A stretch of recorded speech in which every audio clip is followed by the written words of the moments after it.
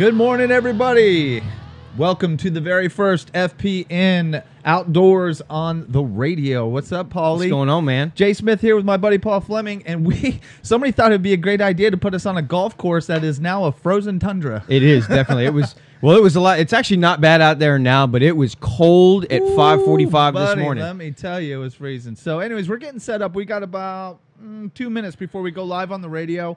You can always watch us on the internet. We're always going to be on the internet. You can still interact with us. We'll have the Sasquatch on Facebook, getting all your comments and questions. We're going to have Hai Truong on today, talking about some cold water bass fishing, and we'll talk about a bunch of things today. It's going to be a little chaotic, but we'll get through it. It's our first one of the year and working with the radio guys. So now, for those of you watching FPN Outdoors, which is our old Facebook channel, if you're into golf and you're into tailgating and beer and food and all that stuff, once our show ends, you can actually go to our new hosting Facebook page, which is FPN Broadcasting, and you can watch those shows as well. Well, we got a bunch of sun. I don't know if you can see me right now because the sun's so glaring through the window so bad. But anyways, we're going to go live here in just a second, so we got to go outside. Stay tuned. In between the commercials, we're going to talk to you guys on the internet and everything. So hang in there, and the show will start here real soon. See you then.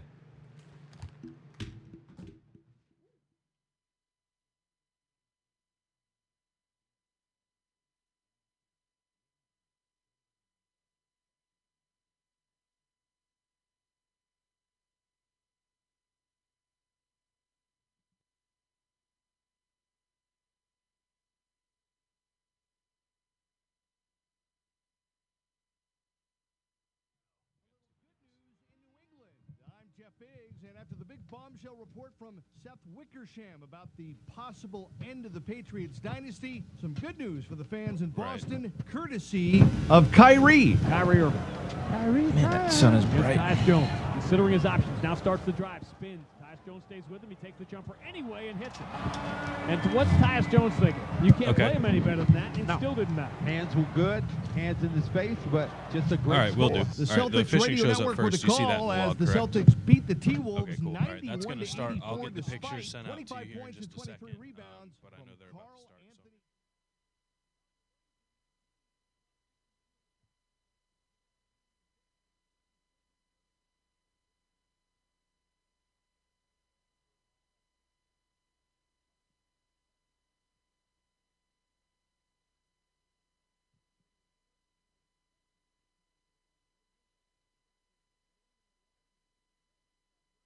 In overtime, 107-103. The Spurs torched the Suns 103-89, and even the return of Lonzo Ball couldn't help the Lakers, who dropped their 9th in a row, falling to the Hornets 108-94. On the ice, after having their 8-game winning streak snapped in St. Louis, it was a good night for the Golden Knights in Chicago. Blue line poked away, and Riley Smith has a breakaway.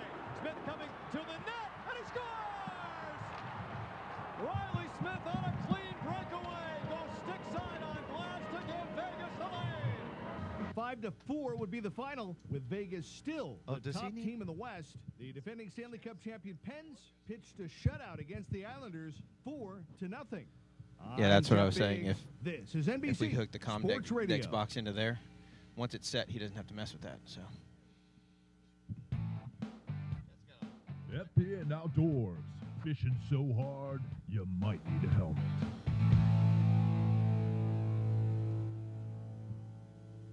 You're live. Good morning, everybody. Welcome to the very first FPN Outdoors. I'm Jason Smith here with my bearded co-host, Paul Fleming. What's going on, What's up, everybody? Paul? Brand new show to start off the year. I'm really excited about this.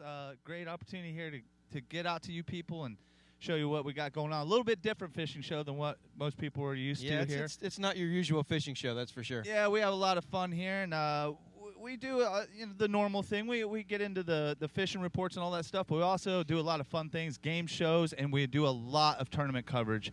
We have so many great tournaments here in the area here in Florida in general.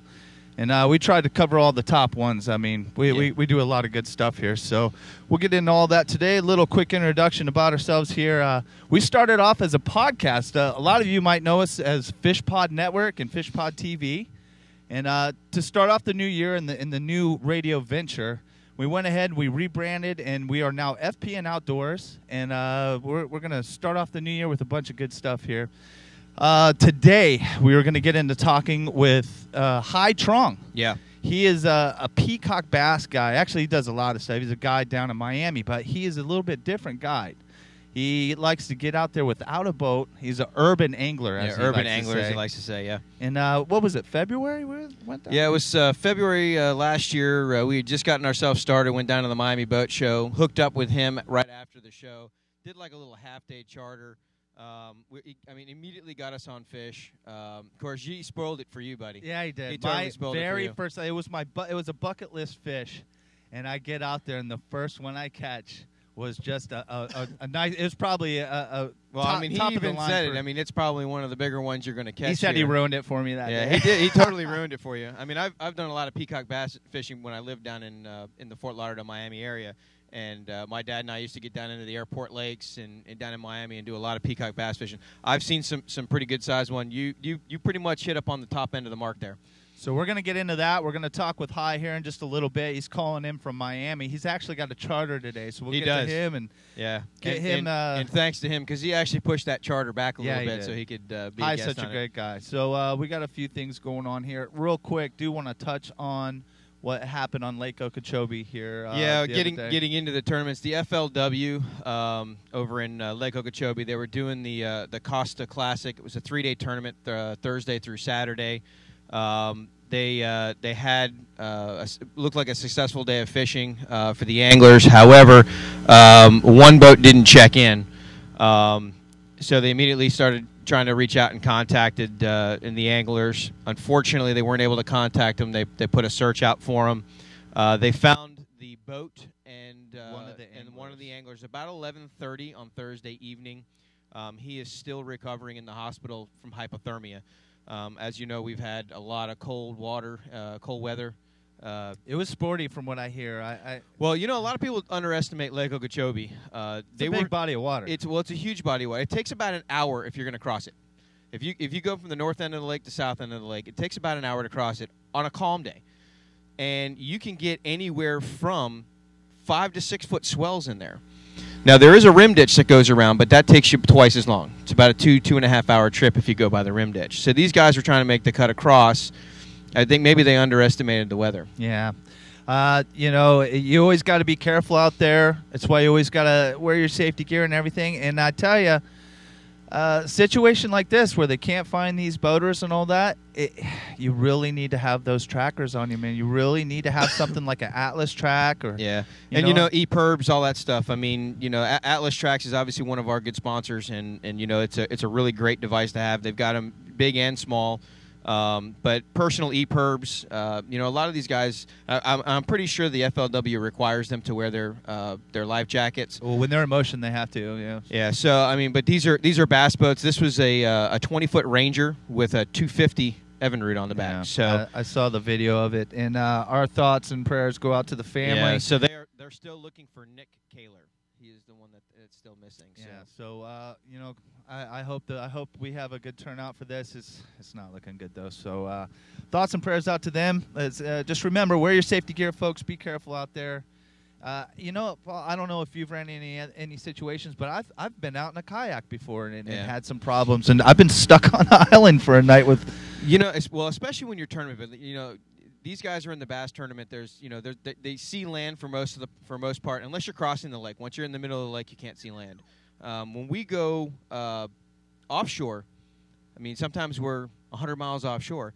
It's always good to register a float plan with somebody. Yeah. Let them know the areas you're going to be fishing in. Let them know where you're going to be, your routes that you think you'll be taking. I mean, it doesn't have to be exactly to the T, but let somebody know so that it can help in any search efforts. God forbid that comes down to it. Definitely. So definitely got that situation. We'll keep posted on that. But today we are out here at the beautiful Cove K Golf Club. I've never been out here before, and I haven't seen the whole place yet. But what a beautiful spot! It's absolutely beautiful here. Now, I don't play golf, but this makes me want to give it a shot here. I wouldn't mind hanging out in a place like this for the day. No, it's great, man. This actually makes me wish I had brought my golf club so I could have snuck. I didn't take you for a golf club. Yeah, oh yeah. I used to play golf in high school. And did you have to get some special clubs like shortened up? Yeah, they were definitely cut down. That's for sure. You know, it's funny. I was talking to the guy in the pro shop this yesterday when I was here. That was my first job. I used to park golf carts, and that's how I got into golf. That's actually a pretty cool first job. Yeah, it was. I parked golf carts, and of course by the end of the day, you know, golfers are still out there, so. You know, I used to do my homework and kind of get caught up on things while I was waiting for carts to come in. I ended up having the golf pro come in and say, "Hey, your parents aren't going to judge you. You don't have to lie anymore, right. Paul. You didn't." Yeah, do that no, you're probably right. You're probably right. But yeah, I ended up going with the golf pros in the afternoons, and he ended up teaching me how to play. Wow, well, that's a pretty good opportunity for a kid like that. Well, you could have went pro golfer. What happened? Fishing. The call of fishing was too strong. I grew my beard out, and that was it. It was all done. It was time to It was time to go fishing. Man, you're lucky you got your beard today, buddy. I wish I had a little. That's why I don't get rid of it. That's why I was contemplating it, but then I saw that cold snap coming. I'm like, yeah, nope, don't think so. I could have swore this morning. It was a little dark, but I could have swore I saw a polar bear walking across the putting green over there. I think it could have been. It could have been. Man, I tell you, like I said, we just changed over we used to be called Fish Pod TV. You would never guess in a million years, like back in the day, if you change your name, you change a few things. You change your address, let your family know. Yeah. Nowadays, you got 20 social media sites, your website, your LinkedIn. You got all these different things there. I would have never guessed in a million years it would take a week just to get things switched over. I mean, I kind of wonder if anybody else has gone through stuff like that. You almost... And you maybe reminiscent of like a Caitlyn Jenner, you know. Yeah. I mean, aside from the old, you know, you know, it was pretty similar. You just got to go through and change everything, change your name, change all that stuff. It's crazy, man. So. And you think it'd just be okay? Here it is, a little piece of paper. You're done. Nope. No. But we are full force in that, and we are lucky to have a Saturday morning lineup now here on NBC Sports Talk Radio. We got. Florida FPN Outdoors. I can't even say it right yet. I'm telling you. Then right after us, we got On the Tee, which is Mark Edgley. Yeah, I think so. Yeah, I believe so. And then we got the Tailgater University from 10 till noon out there, and those guys are a blast. We've been having fun hooking up with those guys and going to the tailgate party for the Bucks game was the last one we went to, and we had a blast out there. They've introduced me to a whole new way of grilling. We've got in with the new Traeger grills and everything else. Man, that thing is so nice, man. We had a little bit of a UFC watch party the other day at the trailer, and me and Paul cooked up a bunch of stuff on the Traeger there, so that was a good time. You know, it's pretty funny. We're at the tailgate thing the other day, and I don't follow sports a lot. I always look at it, if there's time for sports, there's time to go fishing. So for sure. I'd rather do that. But so I guess it was, who was it? Fred McGriff was out there? Fred McGriff, yeah. Tom goes, "Hey, man, did you see him out there?" I'm like, "Who's that?" And Tom just did a legitimate face palm. He was like, "Oh, my goodness, no. Are you kidding me?" That's funny. All right, well, to get on to our subject for the day here, we've got fishing in the cold here. Now, I know for saltwater in the inshore scene, this cold weather can be good. Well, you know, in one of my friends, Captain Ryan Harrington, put a video out on Facebook just the other day, and what a great way to start with the cold weather we've got here. We get these real good negative low tides. Okay, so most people are hunkered down in their houses, trying to stay warm. These guys are going out, and they're using that to their advantage to go out and find the pockets. Yeah. Find where these redfish are going. Even if you don't fish it that day. Yeah, even if you're not fishing it that, just go out and scout it. Alone, yeah. I mean, you get a great look at what the ground looks like because it just doesn't get that low in the summertime. Yeah, you know, and for shore-bound anglers, waders, kayak. Well, I guess if you're going to kayak, you're not really shore-bound. But for guys that aren't out in the boats, you can't really motor around. These are good times to go look at those areas and check it out and see what's out there. Look for the little drop-offs and things that hold water in the low tides there. I was just looking online, and I saw right now in the reds and the trout are on fire. They are. I went for a very short time. Right by my house, there's a few spots off the seawall. And, I mean, they were all under slot, but the trout bite was on fire. They were all little guys. They were just under 13, 14 inches. But, boy, that bite for that hour shower that I got Well, the fish trout for a little generally pick up when it gets cooler for Yeah, some reason. yeah. I mean, the bite just seems to get better. Now, one of the cool things is when you're out there scouting, looking at these pockets in the negative low tides, what you want to really look at is obviously where there's water, you know that there's a pocket there. But look at where the birds, you'll see a lot of birds in like an inch of water they'll be grouped up together. Mm-hmm. Those birds are fishing on the little shrimp and the crustaceans and stuff that the redfish are eating. So look at those areas and mark those areas down, because that's the areas that when the tide starts to come back up, that's where the redfish are going to start going. Yeah, definitely. And, you know, I know you're a live bait guy, but artificials right now really Oh, yeah. are Well, I popping mean, off. I started on artificials. You know, I mean, it's, you know, when you end up taking the kids out, you end up switching to a for live sure. bait kind of guy.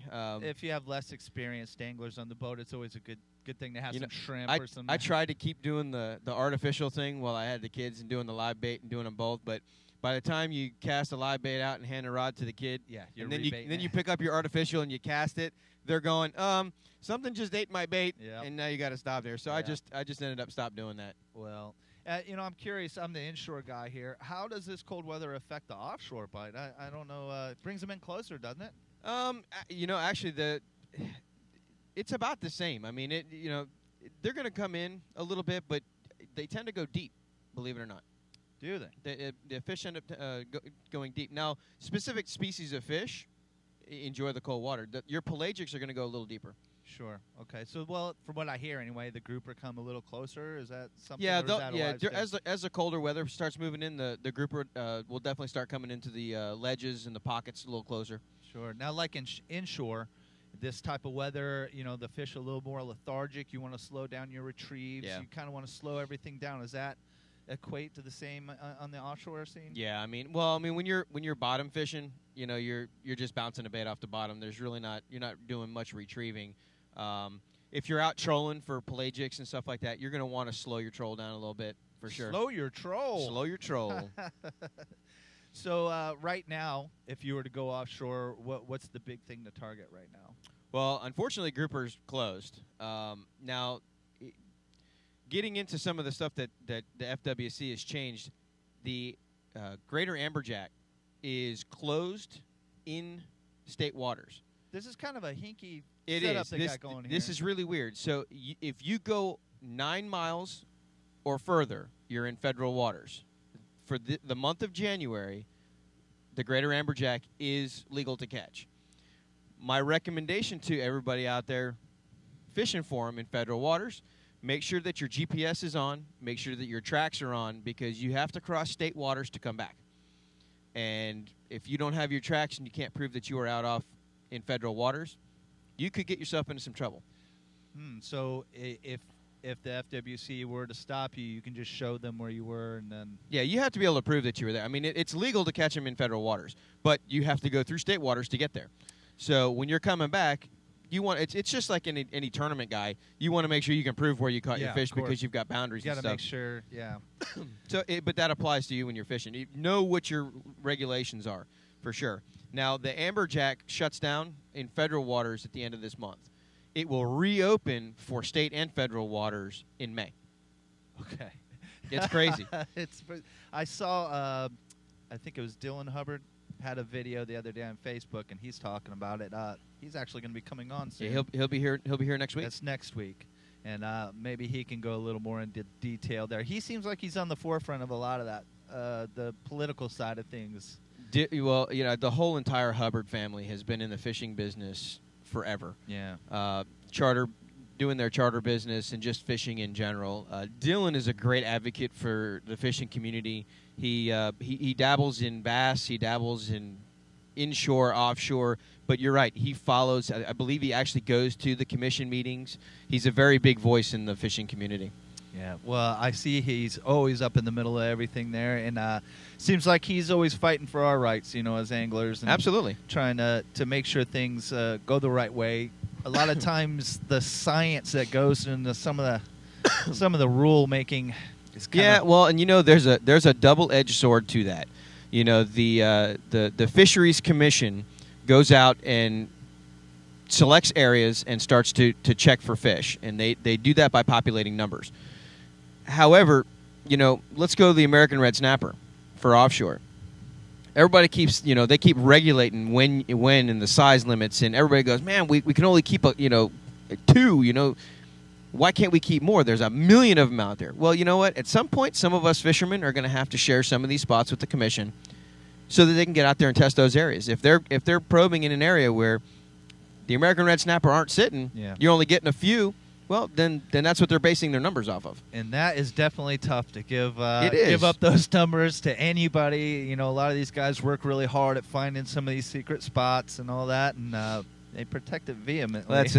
Let's get down to brass tack. There's no such thing as a secret spot. Somebody will always find it. I don't know. Isn't there guys that go out? I've heard of guys have gone out, and I'm sure you're not supposed to, but you kind of drop some center blocks or whatever. Yeah. I mean, you could actually pay. There's I don't remember what they were a sponsor of the Wild West. You can go in there and I remember Legend something. I can't remember what it was, but you can actually buy your own wreck and go out and sink it. Here's the problem: someone's always going to see you sitting on it. Someone's going to see you sitting on it. Someone's going to tag it. And in today's technology, I can be sitting on my boat 20 miles away from you, 15, 20 miles away from you, and I can literally see you on my radar, and I can put an icon right over your dot, and it gives me the lat and longitude. Yeah. Somebody's always going to find. I mean, hey, we're not going to name all kinds of names, but we had a professional tournament series that was out here that somebody was hitting some serious fish on. Guys paid money to have an airplane go out there and follow guys. I mean, you're going to find it. I mean, the competitive world is always there. The fisherman's always there. That is super competitive right there. And especially inshore. I mean, inshore, it's hard, man. You're fishing your areas. People are driving by you all the time. They're going. If you have a wrap on your boat, you're a target. You're a target. People are going to follow you. That's the thing you hear about all the time. I wish these people would stop following me. I've even heard of some of these guys go ahead and just taking their wrap off, just being done with it. Yeah. Well, that's what I went out over break here and over the holiday break. And went fishing with Bobby Carroll. He goes, that's the reason why I haven't put a wrap on my boat yet. Yeah. Well, Bobby's been out there killing it lately. He has You been. went out with your dad with him, 2 weeks ago? It was the day after Christmas. We went the day after Christmas. Christmas. We went up to Armed Anglers up in Holiday, went through that store. Man, we've got some cool stuff we're going to do up there with those guys, some fishing seminars and all kinds of stuff. But what a cool place that was. Ended up buying myself a really nice Syncroy rod. I'm super jealous of that rod. It's a Syncroy Bass X. Believe it or not, it's a Bass X rod, but the backbone on it is perfect for even a 40. I would not hesitate to go catch a 40-inch snook on that. Yeah. And it's a 2000. I bought the Daiwa BG 2000. Very nice rod. And that area up there just looks really interesting. I've never fished up there before. Neither have Looks like an incredible fishery. I'm gonna tell you something, man. My hat's off to all the anglers that fish up there. I'm accustomed to inshore fishing here. Just for the listeners, what is that area called? That's up in the Port Richey area. Yeah, okay. So up in Port Richey. So I'm used to fishing the bay here in Tampa Bay. And, there's some areas, if you're running skinny, you really need to know where you're at.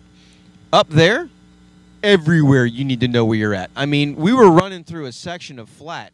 It was flat calm. There's nothing there. And I see Bobby just he's weaving in and out of a flat water flat. And I was like, what are you doing? And I look over, and there's this bowler that just rides by. I'm like, geez. So you better know your stuff up there. And he's got no tower on his boat. He's actually sitting, down driving. I mean, he just knows his area. He knows it because he grew up there and everything. Yep. That's super important to know, too. If you just get set loose, you take your boat up there and go for it. You better watch it. Yeah, you got to know what you're doing up there. You'll rip a hole in the bottom. There's a lot of rocks and a lot of oyster beds. You guys had a good day. It seemed like you caught a lot. Were you guys using live bait that day? No, it was all artificial. We were throwing the slick most of the day. I think my dad caught 4 redfish. I caught 3 redfish and a trout.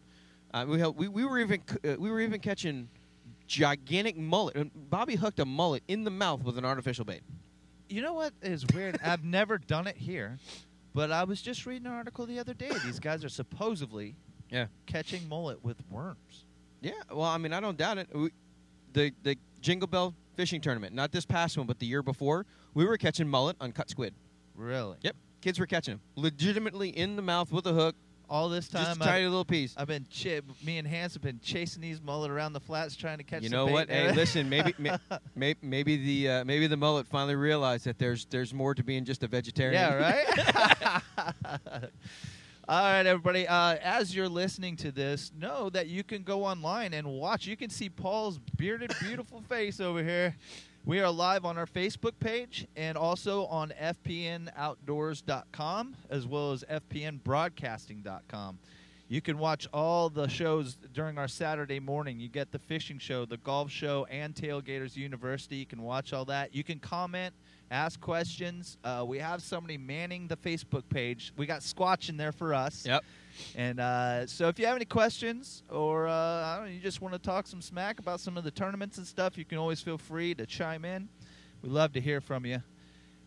We do occasionally, and I'm sure we will do this more often here coming up this year, we do a game show, and we like to have people call in, ask them some questions. That was a fun game show. We did our last show of the year. What a blast, man. That was really fun. We had Reeling Freedom brought in a couple of guys. We had Arnie and, what was it, Jake? I think. Jake. Yeah, Arnie and Jake. Arnie and Jake. And they were playing with two of our regular listeners, viewers, I guess. Well, we had Bobby Ron because, unfortunately, Ron wasn't under the feeling weather. well. Ron caught Ebola, so he couldn't make it in. So Bobby came in, and the way to put in a ringer for him, you know what I mean? We bring in a professional angler. The cards are kind of stacked against Manuel, but they did great. It was a great show. But you know what? Manuel went home with a really nice reel. Yeah, he did. Everybody had a great time. And that was a Daiwa BG 2500 that was donated by Armed Anglers. Armed Anglers. What a great reel, man. I had a great time. If you guys want to see that, you can go to the website and check out all those old videos. That's from the Fish Pod Network days. Yep. Moving on new day to FPN Outdoors. Yeah. So we're going to get with Hai here coming up here real soon and talk about some cold water fishing, peacock bass, regular bass. Boy, you know, I never realized how many species of bass there were until I started looking into this the other day. You can go all over the world and catch bass. I never realized. That's probably why it's so popular. Everywhere. You can go anywhere and catch bass. If we start talking about our saltwater thing here. Oh, okay. No, keep going. We started talking about the saltwater thing. It's such a niche area and everything. You got to give it to those bass guys getting out there and freezing cold. All right, so Paulie's left me hanging here. Like I said, folks, go to the Facebook page. You can see Paul leaving me to chuck to the weeds over here. That's all right. I had to make sure that we were getting Hai on the phone. So. Okay, great. Yeah. So are we going to do that in the next one, or we don't know yet? I don't know. This is our first radio show. I don't know. We're still trying to figure out how this whole thing works. We'll get into a lot later, but I'll be honest with you. When I first started fishing, I started out as a bass guy. My dad and I fished. We don't hold it against you. That's all right. Well, we fished in the very areas of where the FLW was fishing this past weekend, and you know I enjoy the cold water bass fishing. You got to fish for them deep. You're using crankbaits or heavier weighted worms and stuff. But I used to enjoy that because mainly you'll get the big lunkers. Yeah, in the cold weather. In the cold weather, it brings out the bigger ones, huh? Yeah, you probably didn't have it so bad down there in Miami and everything. I really got to hand it to those guys up north that go out in this cold weather and go bass fishing. Oh my goodness. Well, actually, I was looking at our partners' Facebook, the Angler Armory guys. They're up in Tennessee right now. I saw that. And Jake is the youth angler that usually hangs all the fish at the weigh-ins. He has been out there in the 25 and 30 degree weather fishing in these lakes, and he finally caught himself a bass the day before they were supposed to come home. Was it a good one? It was a small one. It wasn't real big, but after you fish that long, you don't care anymore. You just want you're something just to pull like, man, back. I just want something to bite the line here, man. Yeah, I tell you what, man. Like I said, I only got about an hour in. I only got an hour in of fishing the other day just off the seawall, and the trout were so aggressive, man. They were just bang, bang, bang. I love fishing for trout. A lot of people I love them. Kind of pass up on I got to say, when they hit like a freight train. They do, and I kind of equate it to the bass bite. I've only caught a couple of bass in my time, but it's that first initial strike, boom, and they pull, and it's kind of over. But that first initial strike 30. is what really brings you in. All right, everybody, we're coming up on our first commercial break here. We will be coming back soon, talk some more cold water fishing. What's cold for us here in Florida? We're going to have angler Hai Truong on, and he's going to talk about his time down south there, peacock bass fishing. We can't wait to talk to him. What a great angler, great guy. Looking forward to a nice conversation with Hai there. We'll get with him right after the break. We'll be right back. FPN Outdoors.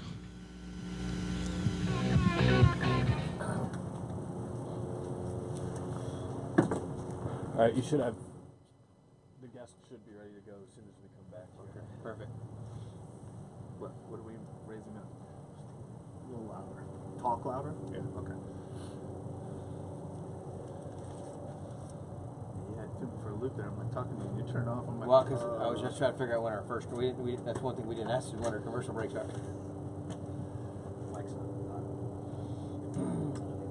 Do we have anybody talking on Facebook? What's up, Facebook? What's up, everybody?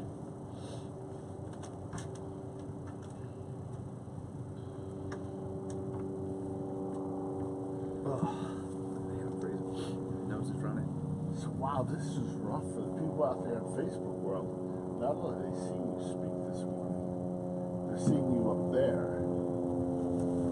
Oh, was it? I was looking at the back of the board, and you said it usually needs to be that's just a 120 still. VAC. It's not the actual. Okay, yeah, it was just slightly. It was like slightly off to the left a little bit, so I centered it up and got it locked. Facebook viewers, See if that helps. Well, they can see and hear it. That's my point. So they see that. Jason, can you talk down the line real quick? Three. Just test Hey, one, two. talking. Hey, everybody. Jay Smith here. Doing a mic check. Mic checking the mic. Okay. Good? All right. All right, so we're going to talk with Hai for a bit. Yeah, because we tried And access then, one figure first. third Yeah, I mean we're already 8:30 right now, so we managed to kill that first section pretty good. Wait, we just went a half hour without a break? Yeah. That was a half hour. Yeah. I'm really good usually about So time. how many breaks do we have during our show? Well, we didn't want to do that. We wanted to Yeah, we told one talk of real loud. Yeah. Okay. Just if you'll Yep, chime in coming their ear back. when their guest is ready. Oh, he's ready? All right, cool. He's ready? Guest is ready. All right, thanks, Chief. All right, everybody. FPN Outdoors. Jay Smith here, Paul Fleming, and we are back. We are going to talk to our guest real quick. Well, hopefully not real quick, but yeah, I believe we got Hai. Good morning, Hai. You there? Morning, guys. How you doing today? Hey, buddy. You know, Hai, it's been almost a year since we came down and saw you and went and caught those peacock bass. I think it's getting close to time for another trip. Yeah, Hai and I were talking about that on the phone. Yeah, I'm ready when you guys are. Oh, definitely. So you've been killing it lately. I've been watching your Instagram feed. You got a lot of stuff going on. The fishing's been good down there lately, huh? Yeah, you know, ever since the Hurricane Irma, about a week after, it totally lit up the fishing throughout South Florida, not only in freshwater, but both inshore and just slightly offshore. Yeah, it sounds like it just invigorated everything. I was just talking to Paul, and our inshore bite here in the saltwater is just going off. The trout and redfish are just off the chain right now, biting on anything you throw at them almost. Yeah. I'm hoping that it's like that for you here lately. Yeah, the bigger redfish, they do love that colder weather. Yeah, definitely. So we were going to talk a little bit about cold water fishing for bass and peacock bass. Now, I know in Miami it doesn't get very cold there often, but when these cold fronts do come through, I'm assuming that you probably have to change up your game a little bit. How do you have to change everything up and go after these fish? Well, that's a very interesting question, and there's an aspect that I focus on before I do my change-up, and that's to basically pay attention to the duration of the cold front. A lot of people kind of freak out if the weather drops air temperature drastically in a short period of time, but they also don't realize that it takes a long time to drop water temperatures from air temperature. Yeah, so if it's dropping 20, 30 degrees like it has down here, and, you know, it's been dropping to the 40s, it's only going to do it for a couple days. So it'll drop the surface of the water's temperatures down a little bit, but, you know, fish just go deeper, and the deeper they're able to go, they're able to find warmer pockets.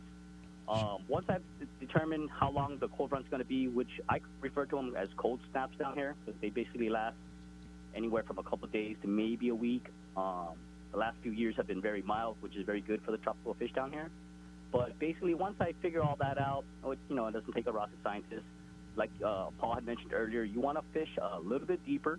You want to fish slower, and just be patient. You're not going to get a lot of short strikes. You're not going to get a topwater bust for the most part. I probably wouldn't even throw a topwater lure during that time, unless the fishing just gets turned on like a light switch. It can happen, not likely during the cold fronts though. Yeah, it's a little tricky. Like you say, you got to slow things down. It seems like it's really the same principles as saltwater there. It doesn't seem like you guys got to change it up too much there.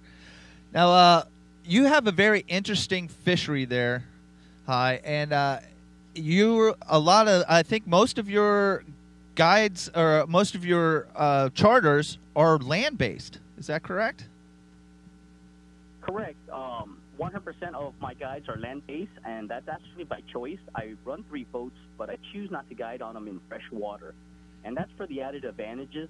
For the most part, the land that surrounds the canals and even most of our lakes around here are going to be anywhere from 2 to anywhere 6 feet plus higher than the water surface. So being higher, you have the height advantage. At the same time, you have the disadvantage of being higher also, meaning if you can see the fish, they can see you. You just got to be a little bit more aware of your head and maybe some of the clothing. I probably wouldn't wear anything too bright. A couple other reasons is if you're in a boat, you're displacing the boat's weight. That creates movement and sound. When you're coming off of your main motors, a lot of people don't realize how well sound travels underwater. You can be across a lake and a boat can be launching a ramp, and as soon as he fires that motor on it, you put a GoPro underwater across the lake, it'll sound like it's right next to you. So you have the displacement of motors, the boats, and the best part is 99% of my guiding is sight fishing. The 2 main reasons for that is to determine if they're on a cycle of spawn, and more importantly, it's just awesome to watch the fish come in and take your bait or your lure. Having said that, if you're on a boat, most times, even if you're on your trolling motor on your lowest number on the trolling motor, you're going to run them over before you get a good shot on them. So if you're on land, you're always going to have that better advantage because you can always position your body. A boat doesn't have brakes. So there's pros and cons. I mean, will I ask if people will have fun on a boat? Yes. If you've never been through the boats, the canal systems through Miami and freshwater, it's awesome. But another thing I don't like about the boats in the canal systems is that you're limited to the canal way. So if you launch from point A and you go on a full-day trip, you go 4 hours into the canal system, and basically you're turning around. Being on land, I can cut through the land. I can go through any of the canal systems. I can go to any point, culvert. I can go to landlocked lakes. So the options are much more bigger, and you maximize your time better. Yeah. Now, with the cold snaps and you fishing from land, how does that affect you? Because I know when we were there, those canals are pretty deep in some areas, but when we were seeing the fish, they were more towards the sides. You could see them pretty easy. Does it make it a little harder for you to see where they're at now because they have to go a little deeper, or is it? How does that work? Absolutely, that's a great question. Having lived in Miami most of my life and fished here over 25 years, when it gets to the cold fronts or the cold snaps down here, temperature drops, what I actually do is I go to spots that I've seen or caught them in the past. Whether I did well or they were big, I know that they conquer there. So just knowing that, and that basically is decided on structure. That's all structure related.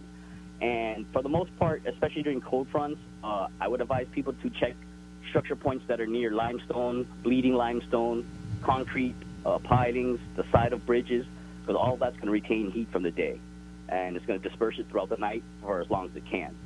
So one of my tricks for actually catching peacocks in cold fronts at night is just to go out at 10, 11 o'clock at night, go to your closest bridge to your residential home, and check right next to the concrete parts. A lot of times you're going to see them right next to them. So in other words, he goes back and visits that area where you caught your monster. How you and I were talking on the phone. It was the first thing. It was the first thing he brought up, buddy. In general, especially freshwater and inshore, any spot that you've ever produced in the past, more than likely will produce again in the future, if it's not overfished and, you know, properly done. But nothing changes in freshwater. Actually, the more I fish in freshwater and inshore, the more I realize how both correlate to each other. Yeah, I think that was what was such an easy transition when I left Fort Lauderdale and did most of my bass fishing, and then got into inshore fishing here. It was kind of a pretty easy transition. Oh yeah, for sure. I see it every year. You know, there's genres of guys that are strictly inshore, genres of guys strictly bass, guys that only do pelagics, and then, you know, they have that couple of good friends that have been talking them into it for years, and then all of a sudden they realize, yo, I could use the same tackle I already have. So it's fun for everybody, and it's good to open the minds of people that, you know, probably had a narrow mindset on fishing in general before that. Sure. Speaking of tackle, so we're into the colder months. A lot of people like to downsize their rigs a little bit. I don't know if that is the same for you there with the Peacock Bass. What kind of rig are you using right now? And, you know, what do you use, fluorocarbon, all that kind of stuff? What kind of rig are you using? Okay, the basic outfit still pretty much stays the same. Using very, very light rods, anywhere from medium light to a medium action, 10 to maybe 15 pound rating. I'm still using carbon fiber rods by T. Allen and Penn reels. I'm using braided line by Fins, which is only a 10-pound test, and I'm tying anywhere from 8 to 20-pound fluorocarbon leader.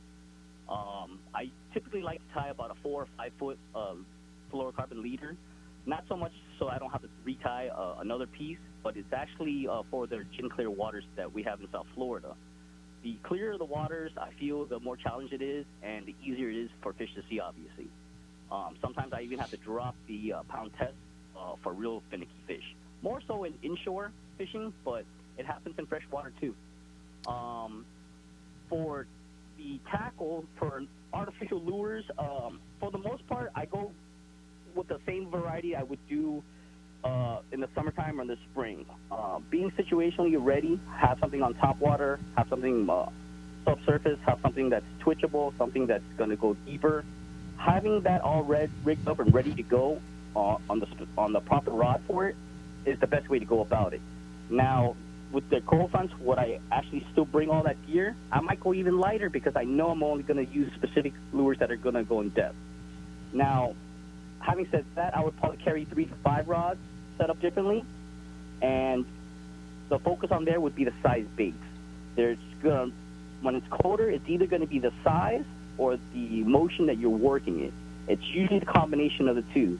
But the most important part is, since I do mostly sight fishing, I always work off the fish's body language. I try to give it more of what it likes, and I completely stop or do a complete 180 of what it didn't like.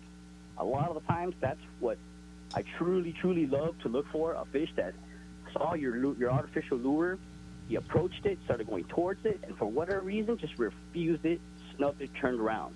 You have that split second to make a decision to do something to convince that fish to either turn around or it's just going to keep swimming away. Mm-hmm. And when you make those quick, subtle change-ups and it turns around and actually does grab it, that's one of the most rewarding feelings in fishing. Yeah, it certainly is. Now, do you have a couple of lures that you're partial to right now for this time of year? Yeah, you know, one of my favorite lures to throw, it's made by Stabile. He's one of my good friends and a personal friend, and he's one of my huge sponsors. He actually just unfortunately left the company that's owned by Pure Fishing, and he's actually started a new brand, and he's starting from saltwater, so it's going to be good for you guys as well. Nice. And the new company for saltwater is called Ocean Born. Now, he's going to have several other elements that are going to cater to, you know, inshore, to pelagic, to freshwater. But little by little, he's got the world of experience now, so he's going to be doing it all on his own with his partners and a nice group of anglers like myself. And some of the lures that are already on the market that are by Stabile, you can get them from places like Bass Pro, Cabela's. One of my favorite models is called the Stick Shad. It kind of looks like a miniature tuna, if you will, or a baby pilchard. But what I really like about the bait is that its silhouette, it resembles any bait fish almost anywhere in the world. And it's a lipless twitch bait. And what I really like about those type of baits in general, regardless of who makes it, is the erratic style. The erratic action on a lure is what I really, really love to key on when I'm using artificials. I don't care what kind of lure it is. The erratic action taps into the fish's predatory sense and wants to eat it, whether he's full or not. So that's a very powerful tool. When you combine that with something like a mental edge, like your favorite lure, there's really nothing that can stop you except for yourself on days like that. Yeah, and the one thing I like about twitching baits and stuff like that is the strike is much more aggressive. They're not just picking it up and everything. You got this twitching action. It's excited them, and they go out and go right after that bait. So you get more of an aggressive strike that way.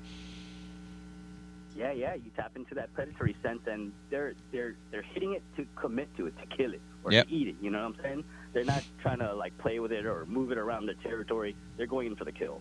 Yeah. Yeah, now when Paul and I were there last February, I think it was a little later in February, we had some warm weather. It was nice and hot, so it wasn't cold like it is right now. But I remember, I can't remember, I think it was pre-spawn maybe. Yeah, it was pre-spawn. They were getting their stuff all set up, but it was weird because we were using live bait, and I've never seen anything like this before. Now, I'm sitting there, I see the one I want to catch, and I'm presenting my bait in front of it, and it keeps coming up and kind of just poofing it, poofing my bait back out of its nest area and tail swiping and everything. Yep. Can you talk about that for a second? Explain that. Yeah, Paul nailed it on the head. He remembers from earlier last year. It's basically pre-spawn, and that's the latest in the beginning of the spawn cycle that will actually target them. Pre-spawn means most times it's a male that's found a suitable territory or a good nesting area. He'll start to clean it off with his tail. Most times it's going to be on a flat surface, whether it be a flat rock or even a beer can or a soda can or a bottle. It's always going to be something flat and level. What the male's going to do at first, he's going to establish that area. He's going to clean it off with his tail. Then he's going to court. He's going to try and attract a female. When we found that big peacock that Jason had caught, he had just established that, and I can tell by how he was guarding it real tight.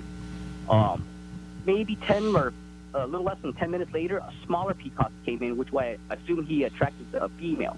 Now, that process probably happened within the hour before we got there or the hour after, and I can tell because usually the female will sit tight on top of the nest once they've been established. Before that, the male will sit there, he's peacock, so he's attracting the female. And once I saw that, I quickly ran back, to move the car to satisfy one of the residential there. And by the time I came back, all hell had broken loose. And I remember running out to move the car, and I was like, keep at it, he's going to grab it. Yeah. Because so in other words, doing, when they go into that spawn, they don't really want to eat. They actually fast during the spawn, which is about 10 to 14 days, depending on temperatures. And anything that comes into the nest area is an intruder. 90% of the times, they just want to kill it. What Jason was describing is a technique I call blowing. It literally looks like they're sitting there and they're poofing water at the bait, your lure, or whatever it is, that they're just blowing on it. They don't want any problems. They just want the intruder to get out of there. Now, if you start messing with them a little bit longer, usually the male will come, in this case of pre-spawn, the male will be a lot more aggressive. In cases of later on in the spawn, when the female's already on top of the nest, her job is a 5-foot radius. She will almost never leave that 5-foot radius. The peacock has about a 10 to 12-foot radius, and he'll swim in and out protecting that. Once he's the first line of defense. Once the intruder gets past him, he'll stress out and he'll swim off where you won't even see him in the area anymore. He'll come back in shortly after, though, to help out the female, because now it's the second line of defense, and now the female, in this phase of spawn, the female is going to be way more aggressive. It's usually the fish that sits on top of the nest is going to be the most aggressive. But I don't try to target them when they're in that case already, because they've already established the courtship, they've already paired off, they're probably already fertilized the eggs, and within like a day or two, the eggs are going to be laid. Now, for sure, once the eggs are laid, or when you see fry visible, I don't target them. They're they're much easier to catch. They're not as strong. Like I said, they fast. So the longer you wait into the spawn period, especially when they have fry already, they've already been fasting for a good week, a week and a half. So even when you catch them, it's like reeling in a sick fish almost. So A, there's no challenge targeting them on nest or with fry, and B, they're not going to give you a good fight. And more importantly, you're greatly reducing the survival of the fry by targeting them on spawn. But the one that we got earlier last year, it was, like I said, it was the perfect time. We went at it the right way, and sure enough, once that peacock got mad, he stopped blowing on Jason's fish, and he sucked that thing in. Yeah. Well, it took a little bit for him to do it, but it's kind of funny how you describe how the predatory senses are in the defense of the nest. It's actually kind of relates to an actual married couple. You know, when you get down to it, you know, something goes on, the guy gets aggravated, he tries to diffuse the situation, and then when he can't get it done, he reaches back and he goes, "You know what, babe? You take it." Definitely. It was a lot of fun catching them like that. I love sight fishing anyway. That's my favorite way to go after redfish. So when we got to do it that way, it was really interesting to watch. And I learned so much from you in the short period of time that we were there. You had this wealth of knowledge to share, and I walked away a lot smarter about peacock bass. And a lot cockier. Yeah. Well, I was. We don't hear the end of that I story. was the superior angler that day. Yeah, we don't hear the end of it. I mean, Hi, did you look at the thumbnail on the post? Did you notice what picture's in the TV? Yeah, of course. Well, you got to show the biggest fish. If you would have caught the biggest fish, it would have been your picture up there. The last thing I actually noticed was my name was right under it in the middle. The first thing I noticed was that peacock, and when I talked to Paul the other night, I was gonna you think Jason's gonna bring up that big peacock? Of course. I said, of course that's coming out.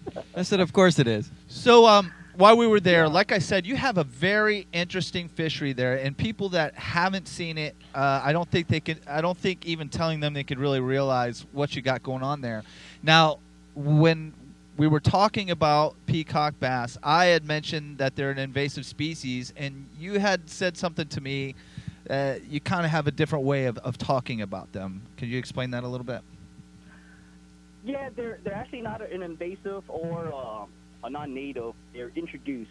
The state of Florida introduced the peacock bass in 1984 to help or control or eradicate some of the non-natives and invasive. Now, depending who you ask, there's a very thin line between a non-native and an invasive. And in my opinion, a non-native means a fish that does not belong to our regional waters, but made it here somehow. An invasive, the invasive fishes does that. It doesn't belong here, but it made it here on its own. A non-native is a fish that does not belong here, or doesn't come from here, but was placed here. Usually someone bought it for an aquarium fish, and they outgrew it, and they released it. So it all depends on how you use it. A lot of people view the word invasive as negative, which it can be. Certain fish like the mine cichlid and the spotted tilapia, and there's one that I call a butters that belongs to the cichlid family. It's a tilapia also. No one really talks about that fish. That fish, he spends his day all day and all night uprooting the substrate. So he's running over bass beds, he's running over peacock beds, he's running over everything. Same thing with the pleco, the suckerfish. A lot of people think those fish are vegetarians, which predominantly they are, but during spawn, they need more protein. And what they do to get more protein, they run over fish beds, and they slurp up all the eggs in one gulp. So those fish are actually getting out of hand because no one wants to catch them. There's no challenge. They're actually kind of creepy and scary looking. They're a little rougher to hold. But that's neither here or there. When it comes to the invasive, the way I see it, I'm going to catch and release everything until the state makes it a law. It is not a law to kill an invasive or non-native fish. You have the choice to release them. That's a good point to bring up when we're talking about snakeheads. All the hardcore snakehead fishermen that are on social media, I've talked or I've fished with a lot of them, especially with Corey Nowalski, which is the IGFA world record holder for the bullseye snakehead in Florida. He's actually broken his own record, I believe, 3 or 4 times now, maybe even 5. And he agrees with me, and as well as all the other hardcore anglers that target them. They're coexisting with peacocks and largemouth bass just fine. I still have some old school largemouth bass anglers that are kind of saying that it's the opposite, and they're saying, you know, they're seeing much less bass. Now, I talked to a couple of these guys at a club meeting a couple of months ago, and I brought up a point that I don't think anyone else has. I simply asked them, do you think that the bass numbers are going down, or do you think other variety of fish numbers are going up, and you're just simply seeing less bass because of real estate? Now, one guy just immediately answered in anger. He's like, no, there's less bass. And I go, prove it. He couldn't. And then after I said the first thing I had to say, all the other anglers kind of like, you know, they saw a different aspect, and they started thinking about it differently. Now, no one's going to really know the true answer to that, but I've seen them swimming together, and their spawn cycles are slightly off from each other, so if anything, they're feeding off of each other's spawn. So I think it's a well-balanced circle of life for now. The future, 10, 15, 20 years from now, is going to tell us what's really going to happen. But for the meanwhile, I don't see anything negative happening. Well, so far it looks like for once an introduced species actually worked. Yeah, and I tell you, speaking of snakeheads, that's on my bucket list. When we get down there, Hai, man, I want to get on one of those things. Yeah, we'll do it, man. Next trip, let's do that, and some peacocks. I definitely owe Paul's dad a nice one on artificial. I promised him. We kind of ran out of time last time, but yeah. Well, he was fending off angry neighborhood owners. So we can tackle that on the latter part of the day when you guys are heading back north. Yeah, that'd be great. Absolutely. Definitely. You know, it was kind of funny. Poor Hai. You know, I've never been to the fishery, and I've never fished for peacocks. So we're going out by the water, and we're walking along, and pretty much every fish I saw, is that one? Nope. No, Jason. Is that one? No, Jason. That one's orange, Jason. No, it's not a peacock. But what a great fishery you have there. I really look forward to getting back down there, Hai. Things have been going really well for you, it seems. You've been pretty busy. I see your Instagram feed is just going off. If somebody were to want to get a trip set up with you, what is the best way for them to contact you? The best way to contact me is whatever is convenient for you. You can visit my website at haitruongfishing.com, which basically has all the information you need to book a trip with me. If you have any questions that are not listed on my site, or you just didn't happen to see it, you can contact me on the contact section. You can also contact me through Instagram, Facebook, Twitter, YouTube.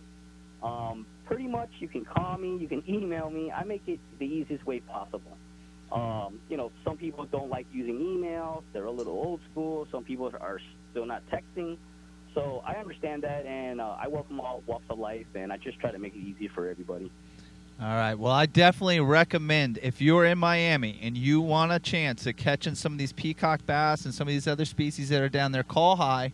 You'll walk away wiser about the fishery, and for sure, he will definitely put you on fish. Hai, I want to thank you for being on with us today. I look forward to seeing you here real soon, buddy. Hey, same here, man. Thanks for having me on the show again, guys. And like I said, I look forward to when you guys come back down, and we'll tackle a couple more species. All right, Hai. Good luck with that charter today, and thanks for pushing that back too. We know you had to charter here earlier. Push it back a little bit just for us, and we appreciate that. Oh, no worries, man. Thanks a lot, guys. Talk to you soon. All right, thanks, Hai. See you soon, buddy. All right, everybody. That was Hai Truong. You can catch him on Hai Truong Fishing. I will have links up in the comment section on all the videos from FPN Outdoors. And we actually have a podcast that we did after that trip with him, and you get in depth in some of the fisheries and the tactics and stuff like that. So. Sure. Now, you know, I'll go ahead and I'll repost that when we get done here. I'll repost that so that's easy to find on our Facebook page. That was a great trip down there. It was a great Miami trip. Boat Show, and then stopped in real quick. He was very accommodating for us.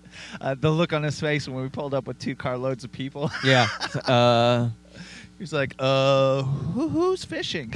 Yeah. Next time we're bringing. I don't think Art didn't make the fishing trip with us. He ended up going home. I think we're bringing him next time to guard the vehicles. Yeah, that was a trip. All right, well, we're getting up towards the end of the show here today, and I just wanted to make sure we talked a little bit about some of the things we have coming up. Now, like I said earlier in the show, we cover a lot of the best tournaments right here in Florida, inshore and offshore. Some of the inshore stuff that we follow and I'm very interested in, I'm really excited to be a part of this year, is the Florida Pro and the Florida Pro one-man especially. We broadcasted the Florida Pro one-man. Yep. What was that? 2 months ago. 2 months ago. 2 months ago. Man, was that fun. The difference in this redfish tournament. Actually, no, it wasn't. It was in December. Okay. It was in December, yeah. The difference between this and all the other tournaments is there is one minute. angler, and then you have a marshal that his only job is to go live on Facebook and cover the whole thing. So and we're able to broadcast it and give you an actual produced show. Part of our show, we normally would have you a fishing report. Bobby Carroll wasn't able to get it for us. His dad's been sick, so prayers going out to his family. We'll get to that. All right, we're getting up on the end of the show, folks. We got to cut this one a little short. Make sure you check out FPNOutdoors.com or FPNBroadcasting.com. You can find everything FPN related, and we will be here every Saturday. FPN Outdoors, hooked up with tailgaters and on the tee. And we look forward to seeing you guys next week. Thanks for listening, everybody. All right, everybody. This is it for this one. We'll see you next time. Tight lines, everybody. Here is a smart